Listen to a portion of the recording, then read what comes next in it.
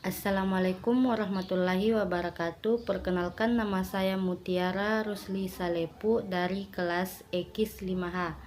Baik, di sini saya akan sedikit menyampaikan materi tentang kapasitas produksi, di mana kapasitas merupakan jumlah keluaran yang dihasilkan oleh suatu sistem produksi dalam waktu tertentu, yaitu selama 1 tahun atau dalam beberapa tahun yang akan datang. Sedangkan pengertian kapasitas produksi merupakan kemampuan terbatas dari unit produksi untuk berproduksi dalam waktu tertentu, biasanya dinyatakan dalam bentuk keluaran atau output persatuan waktu.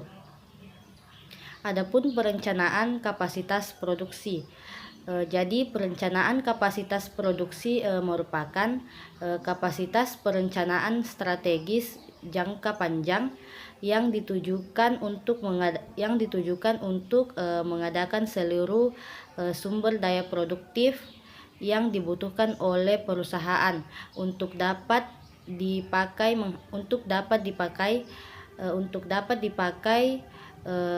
agar menghasilkan level produksi tertentu. Ada dua macam perencanaan berdasarkan waktu yang digunakan dalam perencanaan kapasitas produksi. Yang pertama itu perencanaan kapasitas jangka pendek, di mana perencanaan kapasitas jangka pendek digunakan untuk menangani secara ekonomis hal-hal yang sifatnya mendadak di masa yang akan datang, misalnya untuk memenuhi permintaan yang bersifat mendadak atau seketika dalam jangka waktu yang pendek. Terus yang kedua itu perencanaan kapasitas jangka panjang, di mana perencanaan kapasitas jangka panjang merupakan strategi operasi dalam menghadapi segala kemungkinan yang akan terjadi dan susah untuk diperkirakan sebelumnya.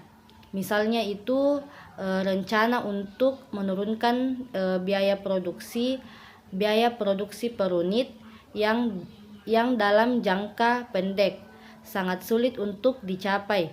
Mengapa sangat sulit untuk dicapai itu? Karena produk yang dihasilkan masih berskala kecil atau masih dalam skala yang kecil.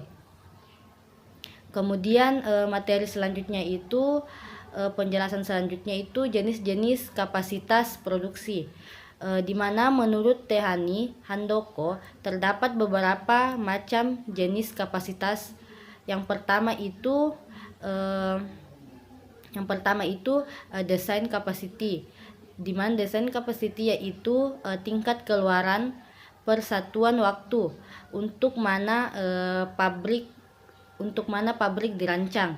Terus yang kedua itu rated capacity, yaitu tingkat keluaran per satuan waktu yang menunjukkan bahwa kapasitas secara teoretik mempunyai kemampuan memproduksinya.